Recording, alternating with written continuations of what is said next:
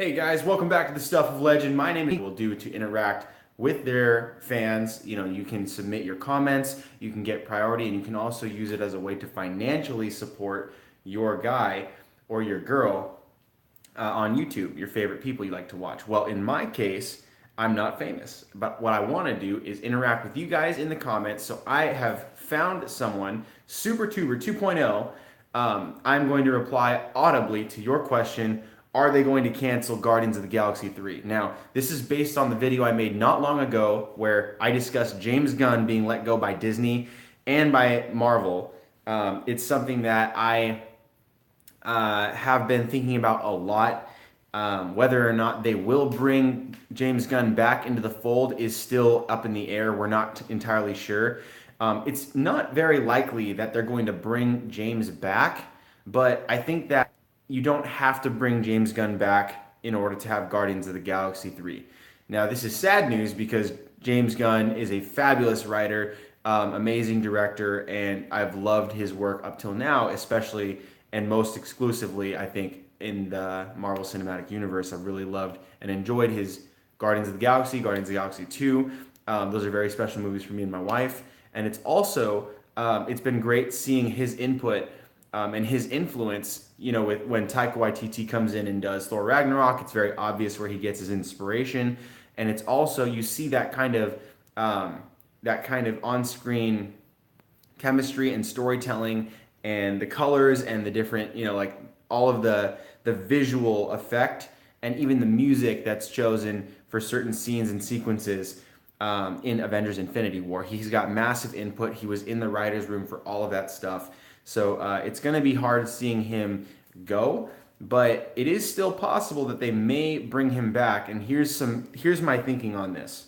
Two things. One, James Gunn hasn't had any of those negative or awkward or weird or questionable posts in quite some time before his involvement with Disney, which means that he was probably told upon hiring that, hey, if you're going to work with us, we're going to hold you to a new standard. You can't behave or post the way that you used to.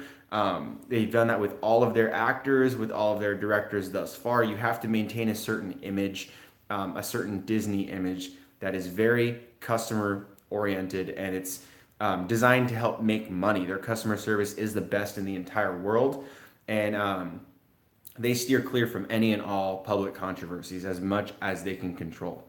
And so with this, all this stuff from his past Twitter, it's still his Twitter account, but the stuff that has happened 5 to 10 years ago, before his involvement with Marvel, it's old stuff that was brought to light. And so he's since changed his ways, and he did that of his own accord, probably through the nudging of Disney. So it's not without reason that he wouldn't be able to make an argument for his re-involvement with Disney once the dust settles. But I don't know that he will. It's very likely Taika Waititi will probably take that mantle up for Guardians of the Galaxy 3. I think that would be a near flawless and seamless transition. Very similar in tone. Thor Ragnarok is proof that that's kind of the vibe that you could achieve with bringing on Taika Waititi to the Guardians. He's also Marvel Cosmic.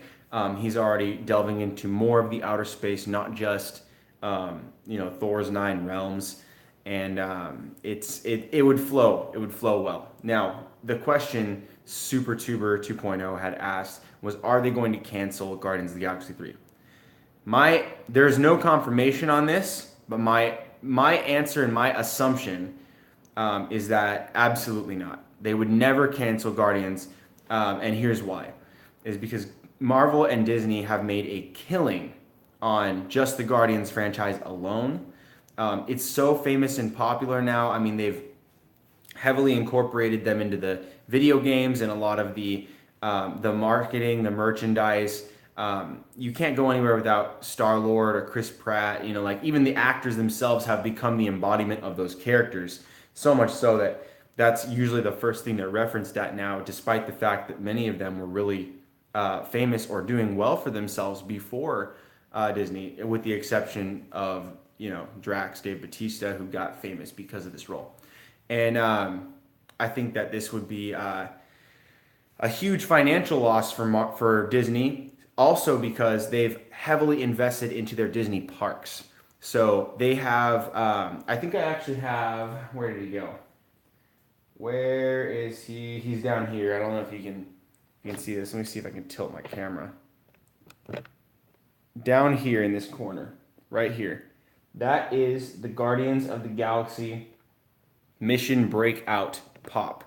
You can only get it at Disneyland or any of the Disney parks. And this one is very special because they designed that pop specific. It's the only one in its category. It's specifically for the Disneyland ride. That used to be the Tower of Terror. Now it's the Mission Breakout Guardians of the Galaxy Collector's Tower ride. And it's really cool. I had a buddy go down to Disneyland and bring it up for me. That's Brady. He's been on the channel before. I think we talked about the Justice League.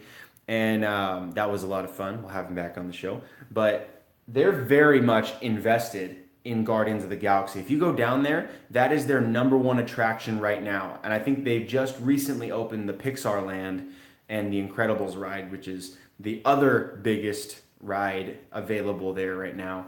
And then soon, I think we have the Star Wars park coming as well. So there's a few franchises that are their biggest franchises. Their most notable is Star Wars, Marvel, and Pixar.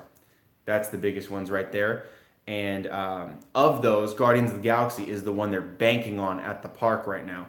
So I just simply don't see them backing out of doing Guardians 3, even though James Gunn is not on the project. And besides, I heard somewhere, I don't know how true this is, so just take this with a grain of salt, this next part. But I heard that whatever James Gunn writes for Guardians 3, it belongs to Disney and Marvel. So even his drafts, everything that he creates for this project is part of the project, and it's contracted to Marvel Disney. I believe the privacy and the secrecy of all of it is also contracted to them, so they maintain all of that. So I believe that even if James was like 90% done with Guardians 3 script, they could probably take that. They might change a few things when the new director, whoever the new director is, comes on board. If it's Taika Waititi or someone else. And they could just roll with the gist of what they got from James Gunn. Or they could just have a whole new crew come in and just rewrite. If they don't want to go in the direction that James was going, they could go in a different direction. Now, James loves the franchise. It's his baby. And I think that as a geek, this is something that it hurts to hear that he's leaving the project. I really want him to be able to stay on the project, but I think just the nature of the situation is so questionable. I think we just have to let justice reign and just put our geek hats on the side for now.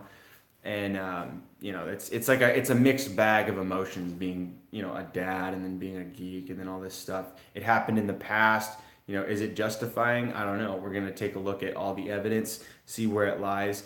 Obviously, there was no crime committed. It just shows the darker jokes and thoughts that this guy has. It's kind of a strange obsession that he would tweet 10,000 posts about those topics, molestation, rape, things like that. Very dark jokes, but it's not uncommon for those kinds of jokes to come out in the right context. And usually it's something you would say with one person in your life, like someone that you're totally like close with, or like, and it's usually not a frequent thing, at least not in my culture.